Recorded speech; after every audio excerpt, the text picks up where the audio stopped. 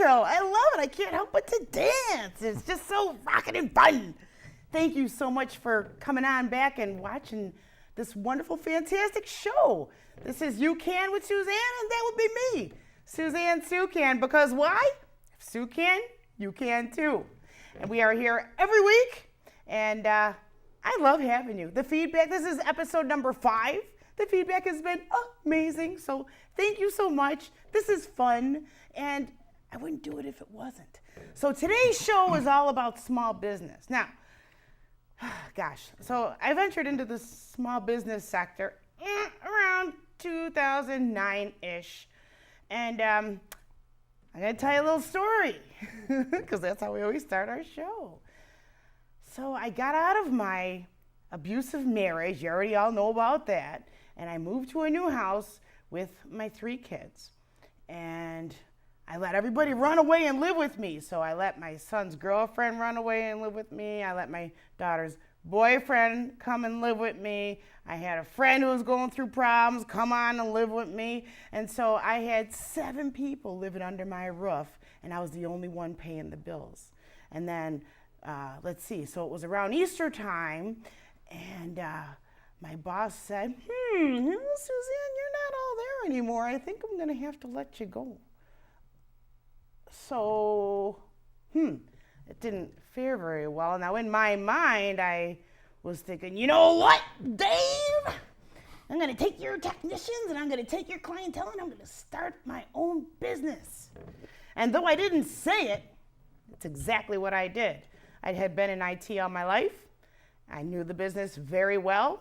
And I had worked every position from, my first job was way back at Kayak Pools and Federal Satellites. I was a typing clerk. And then I graduated, or I was promoted to a group leader and some other stuff. I don't know. I just kept on moving up and moving up. And I've been in IT all my life. And I eventually worked as an office administrator. So I did all the HR, all the contracts for computer services, and it was really cool because, well, I started my own business. I let all of my past clients that I had worked with for other businesses know, hey, start my own company. And it was called On a Dime Installations. So it was IT installations that we'd install on a dime, meaning accurate, not cheap. But we were not the most expensive company out there. And it was fantastic.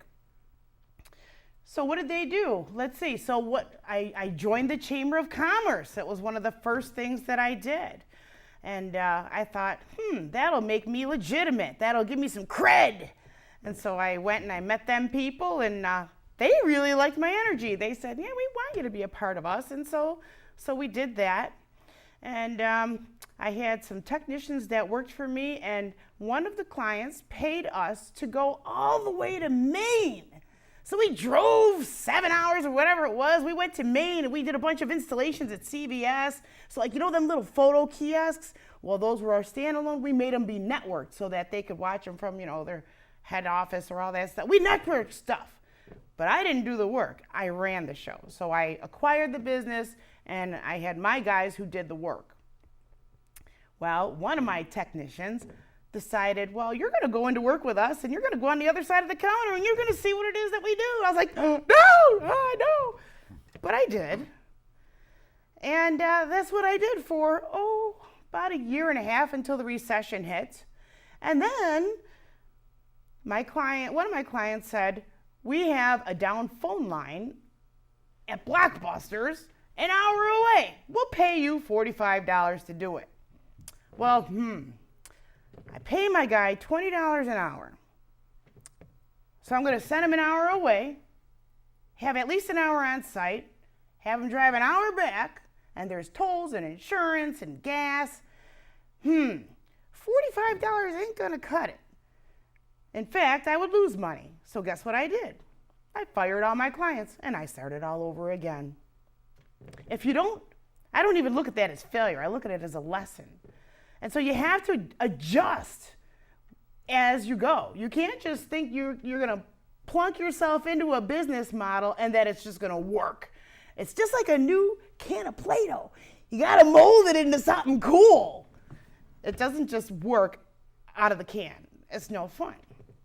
Unless you're one of them weird kids that eats it. But all right, we're not going to go. All right, so where am I going? So that is what I did. I had the company, and I started all over again. I could not afford to keep a full team of technicians any longer when the recession hit. And I fired all my clients. So I started over yet again. And I decided that I would learn how to do these installations, and I would start small. So I did PC installations, and I somehow landed a job at a VA hospital. They put me up in a hotel. I worked with a team, and I was kind of like trained on the job, and I kind of, just kind of floated my way in. I didn't let on that I didn't really know too much about what was going on. But they loved me, and I did awesome. And I worked hard. I was the only female on the team, and I worked harder physically than anybody else. I was slinging computers and monitors up on these shelves and storing and putting everything nice and organized, and it was awesome.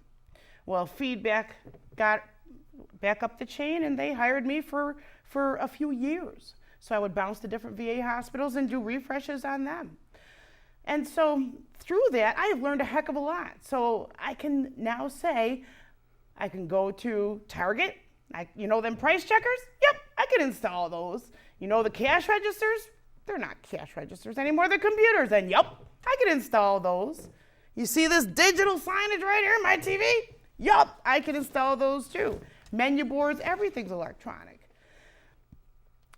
So when you have a business, you have to anticipate change. You must anticipate change. Are you willing to change with the times?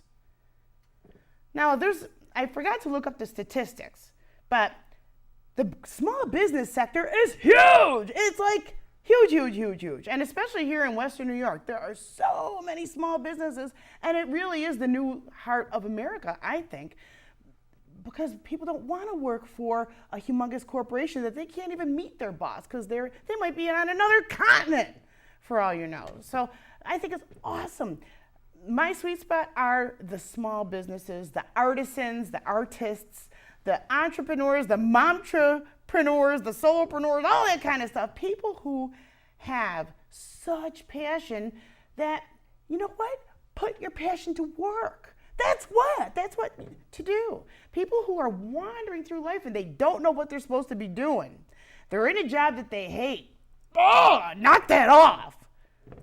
Find what it is that you are passionate about and find out how to get paid for that passion. It's not a crime. It's not a sin. It is how you do what you love and get paid to do it. It's a real thing. So now I get paid to talk. I speak, I teach workshops, I help people to be positive, right? Because how else could I have come out of 22 years of abuse and torture and have a smile on my face like I do? Because I am kicking butt. I am doing everything I've ever wanted to do. And none of it was handed to me. I started from the ground up. And you can too. Oh, what's the name of the show? Sue can, you can too. That's why we're here. That's what this show is about. It's to help motivate you to follow your passion. And that's why I have some friends joining me today who are going to help you to do exactly that. So I have with me Andrea and Jeff Ryan, and they are founders of the Small Business Partners.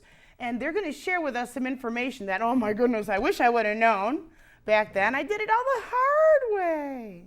So thank you so much for joining me today. Thank you for having us. Thanks for having us. As always, I am so excited.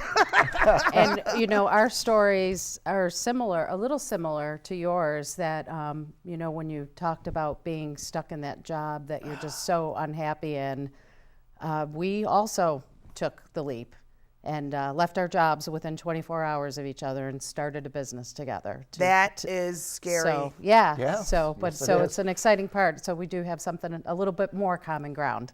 That's nice. That's nice. So let's see. Now, when you start a new business, you have to decide what kind of a business you want to be. Are you going to be a DBA? What is a DBA? It's a certificate that means doing business as. So you can get a DBA from the clerk's office, and you can open a bank account. You got to start somewhere. So that is like rock bottom line, right, guys? Absolutely. So, and it could be very overwhelming. So you at home, you're thinking, I want to start a business. I don't know where to begin. You're going to call these guys and they will hook you up. So somebody here, I know a whole bunch of our viewers everyone has a passion. Yes. But how do we turn that into an action, and how do we turn that into a paycheck, right? So we have an idea. Let's take a small business. I can't think of something right now. Okay, let's take my speaking business. Hopefully it won't be too tricky. All right. So I am a motivational speaker, and I want to get paid to go in front of audience and speak. I don't know where to begin. I'm going to come to you, and what can you do for me? I want to start a business. Help. Well, the first thing is having a business plan. Without it, you're pretty much doomed to fail without it. And that's can be anywhere between a 50 and 80-page document, especially if you're going for financing or need money to start your business. And there's no banks or anybody out there that won't work with you without a business plan.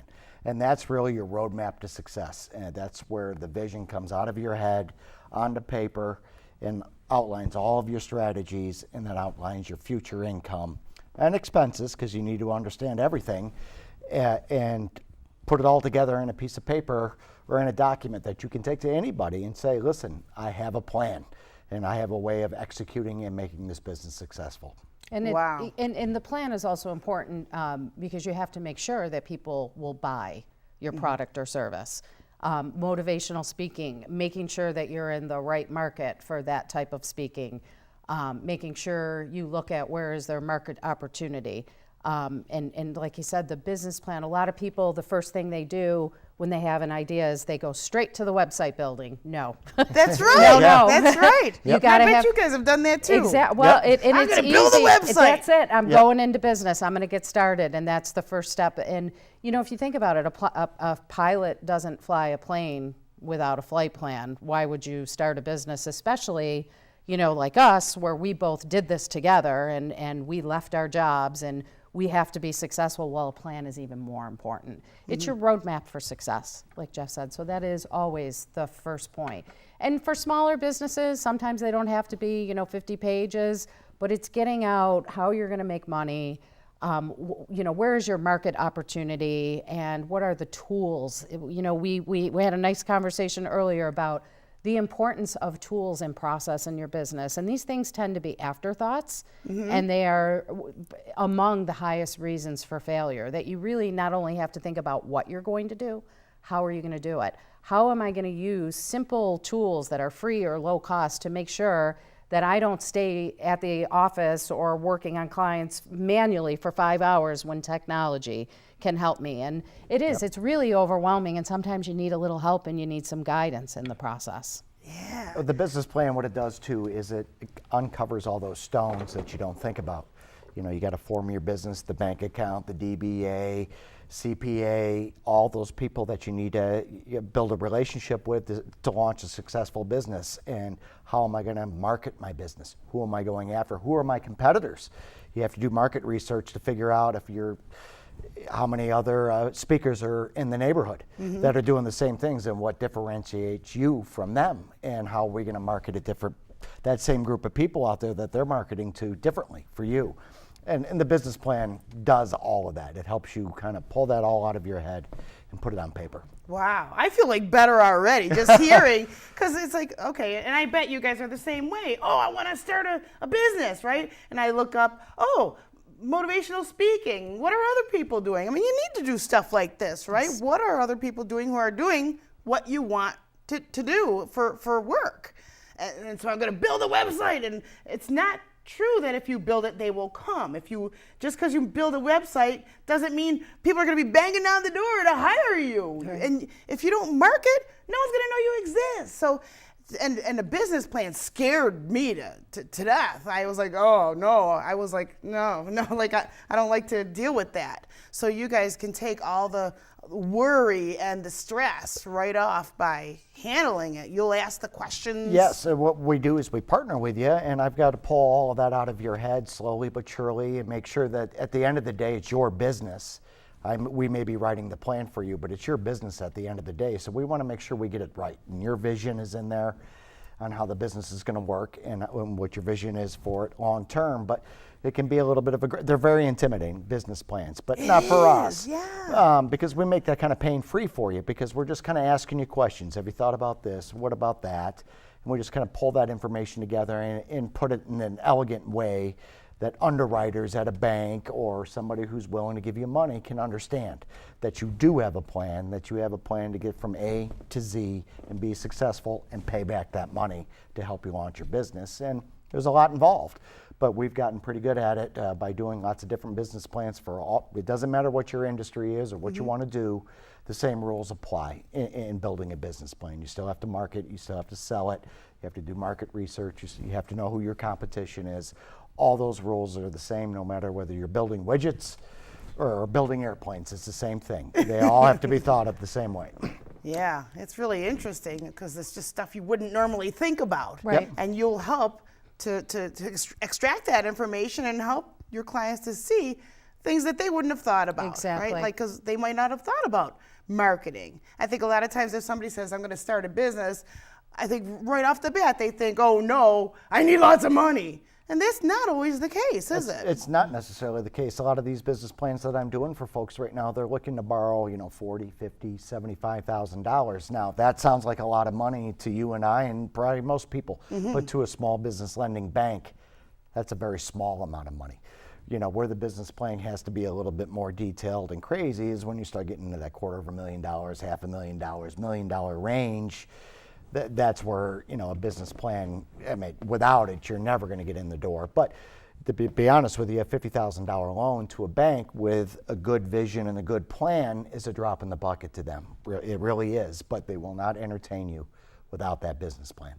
Because a lender wants to see you succeed. Correct, Right? So, absolutely. So me with big money bank, and you come to me and you're like, yeah, I have a website. I'm gonna be like, hit the road. Yep. But if you have a nice business plan and it details, this is my vision, this is what I want to do, and I believe it sounds sound, then I want to give you the money because I know that you got your stuff together. Exactly. Right? And the big part of that is doing the financials, understanding what your business is going to cost you on a monthly basis. I just was going to ask, do you help people determine Absolutely. some kind of here's my idea, how much money do I need?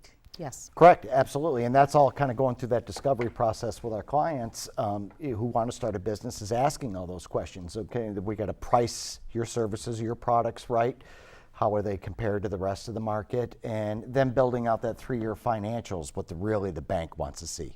How much money is going to come in, and how much is coming out, and when don't you're know. new, you have no idea. And some of that's a guess, and it really is. But what we're doing is we're making educated guesses based on real information, based on market research, competitive research, the neighborhood, how much it's going to cost to market you, who you're going after. So when we put those 3-year financials together, they're based on real numbers. We're not just making them up and hoping by year 3 you're a millionaire.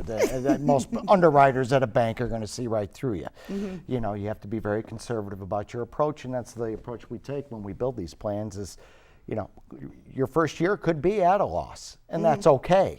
That's okay as long as we have a plan year 2, 3, 4 to be well above that mark, and as long as the bank is getting their money back on a monthly basis, they're okay with it too, because they understand not all startups operate making gazillions of dollars in their first 6 months, 12 months, 18 months. But if there's a strong plan to get you to where you need to be over 3 years, then they're okay with it. Yep. And for all those people, because it is, especially moms, single moms, where they have to worry about health insurance, where they have such a great idea. Oh, I didn't even think of that. Yeah, you have such a great idea, but you don't have that cushion to, like Jeff said, sometimes it takes a while for the business to make money, and people need to be very real about that. And that's not when you pull out, that's when you pivot, you plan, and you pivot. And it's so important, side hustles. How many times have you seen side hustles grow into blossoming, successful businesses where it started as a side hustle and you were putting that money away and you were getting ready for the day that you were going to walk away and this was going to be your full-time job. Side hustles are the greatest way for people to start when they can't walk away from the health insurance, where they have to have the cushion, because you do have to give a business time. Not everything explodes every night. Right. Even with our business, it takes a while. It takes a couple months. It's a lot of heavy marketing. And your plan has to account for what you need to keep your family up and running.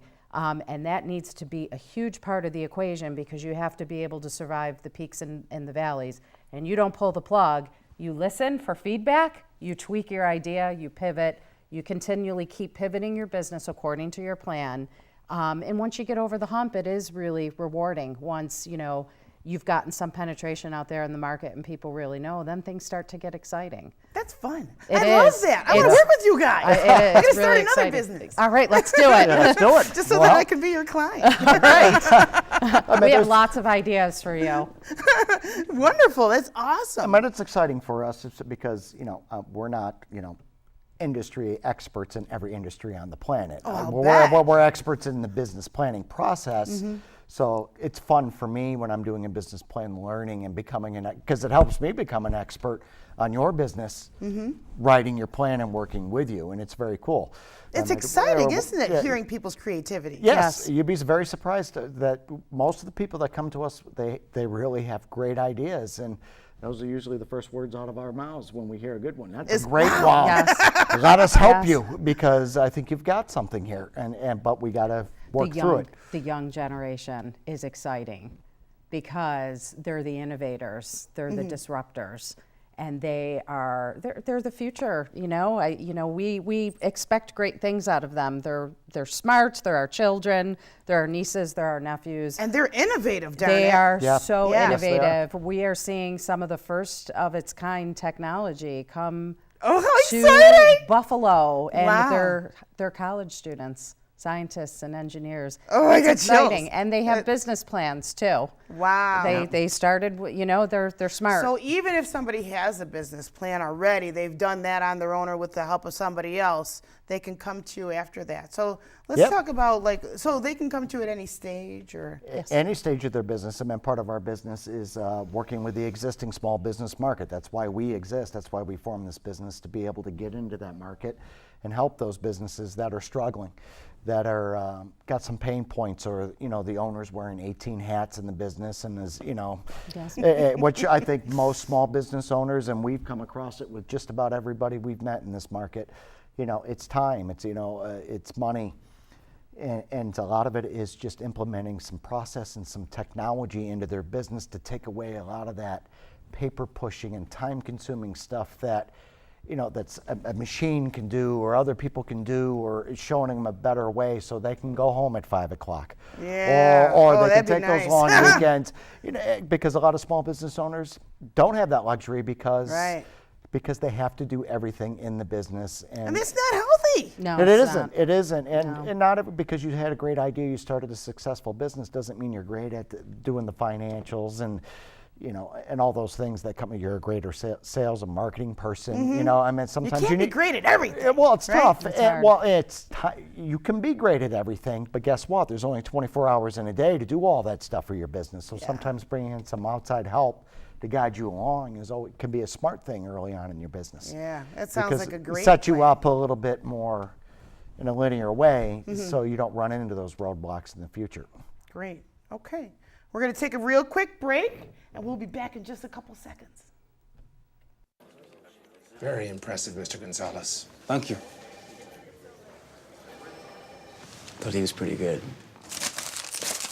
I think we've got enough color around here. 2 points. And who's next? You drop this. Imagine the power of one voice. Find yours at freedomcenter.org. All right, and we are back. Thank you so much for joining us. I am Suzanne Sucan, because if Sue can, you can too. And I am joined here with the small business partners. I have Andrea and Jeff Ryan, and they've been educating us for those of you who are interested in starting your own small business. And if you need help any step of the way, these guys can help you out. So watch your screen, because I know their information is going to be popping up. But I just was curious, are there any other little services, not little, but other services that you provide that we didn't touch real quick? Well, we can help with your website development, social media marketing. Oh, gosh. Putting together your marketing packages, your logo, your branding, all of that we will help you with if that's something that you need. And that's where Wow. we bring it together as a one-stop shop for the small business market. If you're looking to start a business, or if you're an existing business with some issues that need help in those areas, we can do all that for you. And the my other thing goodness. is one more thing to add is, sales, leads and sales are so important in small businesses, and sometimes you got to really pound the ground to find those leads, and then you got to stay on them. With process and a free tool, we can help you manage your leads, get more leads, convert more sales, and spend more time selling versus managing the process. And some of these tools are very low cost. Some of them are free. We help guide you through the process, put a little bit of process in place as well. And it's, again, really moves the needle on incoming revenue, increasing your revenue. It can be a game changer for a lot of small businesses. It sure sounds that way. Yeah, Wow. it's exciting stuff. This is super mega awesome. It's like logo creation, marketing, funding, anything that you could possibly want for a small business. I am so happy to have met you, and thank you so much for joining me on this show. What you a for having us. plethora of information and services that you provide. That's awesome. Thank you very much.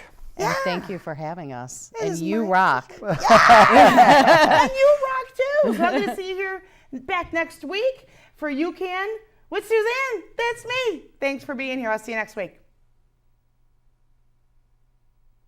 Okay. That's That's